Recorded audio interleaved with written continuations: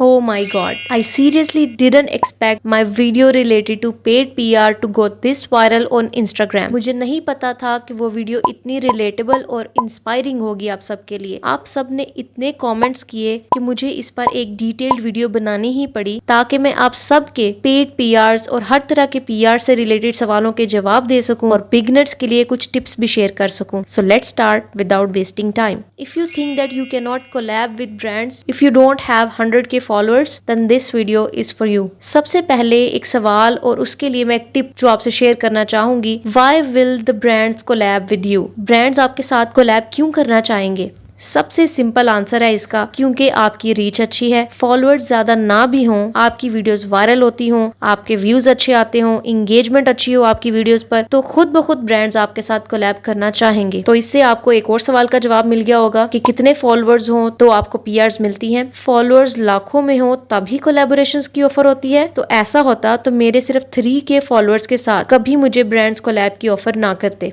हत्ता कि brands micro creators को इसलिए भी प्रेफर करते हैं क्योंकि उन्हें बहुत ज्यादा पे नहीं करना पड़ता and mostly they can even offer barter collabs. तो माइक्रो इन्फ्लुएंसर तो इस ऑफर को कभी ना नहीं करेगा। इस वजह से आप ये मत सोचें कि वो आपके साथ कोलैब नहीं करना चाहेंगे। आपके पास ये बहुत बड़ा प्लस पॉइंट है कि आप बार्टर कोलैब करने के लिए राजी होते हैं। मैं बाद में आपको बताऊंगी कि बार्टर कोलैब होता क्या है। अब यहाँ पर एक अलहदा सवाल है कि रीच कैसे अच्छी होगी। इसके लिए तो मुझे एक अलहदा से वीडियो बनानी पड़ेगी। फिलहाल हम अपनी कोलैबोरेशंस पर फोकस करते हैं। फर्स्ट ऑफ ऑल, आपने किसी की नेगेटिव बात पर कोई ध्यान नहीं देना और कंसिस्टेंसी से वीडियोस अपलोड करनी है, because consistency is the key. Trust me, मैंने जितने भी फॉलोअर्स, व्यूज या PRs रिसीव की हैं बस ढीठ बनने की वजह से की हैं। चाहे मेरे फॉलोअर्स इंक्रीज नहीं हो रहे थे, मेरी वीडियोस फॉर यू पर नहीं जा रही थी, वायरल नहीं हो रही थी, उन पर इंगेजमेंट अच्छी नहीं जा रही थी और स्टार्टिंग के कितने महीने तो मुझे PRs ऑफर ही नहीं हुई, फिर भी मैंने एक भी दिन स्किप किए बगैर लगातार वीडियोस अपलोड की। अब इतना समझ लें कि ऐसा तो हो ही नहीं सकता कि आप मेहनत करें और आपको डिजायर्ड रिजल्ट्स ना मिले। हाँ, ये बात मेरे ज़हन में भी जरूर आती थी कि पता नहीं वो कौन से लोग होते हैं जिनको PRs मिलती हैं, ऐसा क्या करते हैं कि उनकी रीच इतनी अच्छी, इनके फॉलोअर्स इतने ज्यादा, कैसे? आखिर ये इन्फ्लुएंसर्स कौन से चक्की का आटा खाते हैं? It was until I started getting these PRs। यकीन करें, मेरे यही ख्यालात थे जब तक मुझे PRs नहीं मिलती थी या मेरी रीच अच्छी नहीं थी या मेरे फॉलोअर्स स्टक थे। आपको मैं एंड तक 10 ऐसी टिप्स बताऊंगी जो बिल्कुल भी सपोज नहीं है, प्रैक्टिकल हैं और मैंने अपने एक्सपीरियंस से आपके लिए निकाली हैं और जिनको मैं बिल्कुल भी गेट कीप नहीं करूंगी, क्योंकि मैं अकेले सक्सेसफुल होने पर बिलीव नहीं करती। जब तक आप दूसरों को अपने साथ एम्पावर नहीं करते तो आपकी सक्सेस का कोई फायदा नहीं। सेकेंडली आपने consistently on alternate days post जरूर करना है। आपने एक तरीका रखना है कि मैंने एक दिन बाद पोस्ट करना है या मैंने 2 दिन बाद पोस्ट करना है और उसी टाइम पर आपने पोस्ट करना है, चाहे कुछ भी हो जाए। स्पेशली PRs के लिए आपने पोस्ट किस तरह की करनी है? किसी भी प्रोडक्ट्स के बारे में कुछ भी बाय कर लें। अगर आपने कोई कपड़े नए लिए हैं उनको पोस्ट करें और उनको इस तरह से प्रेजेंट करें कि अगर आप उस रील को देख रहे होते तो आपका उसे बाय करने का दिल करता। और इस तरह की वीडियोस अपलोड करना जरूरी है, वरना ब्रांड्स को ख्वाब तो नहीं आएगा कि आप PRs करना चाहते हैं, कोलैब करना चाहते हैं। इस तरह की वीडियोस ब्रांड्स को ये बताने के लिए होती हैं that you are up for collaboration. Plus अपनी प्रोफाइल पर अगर आपने अभी तक मेंशन नहीं किया तो जाकर बहुत यूनिक स्टाइल में आप मेंशन करें दैट DM फॉर कोलैब और available for PR। Thirdly, budget को आप लिमिटेड ही रखें, क्योंकि अगर आप खुला पैसा खर्च करके ट्राइपॉड स्टैंड, लाइट्स, बैकग्राउंड और महंगी प्रोडक्ट्स ले आएंगे तो अच्छा रिस्पांस ना मिलने पर आप जल्द ही फ्रस्ट्रेट और डिसअपॉइंट हो जाएंगे और फिर आपका मजीद काम करने का भी दिल नहीं करेगा। यहाँ पर आपने स्लो एंड स्टडी की पॉलिसी फॉलो करनी है। जब आपको PRs मिलने लग जाए तो आप कुछ ना कुछ बाय जरूर करते रहें जो कि आपकी वीडियो की क्वालिटी को बेहतर करता रहे। इस लेवल पर अगर आपके पास iPhone नहीं भी है तो उसके बगैर भी काम चल सकता है। आपके सामने एक जीती जागती मिसाल मौजूद है।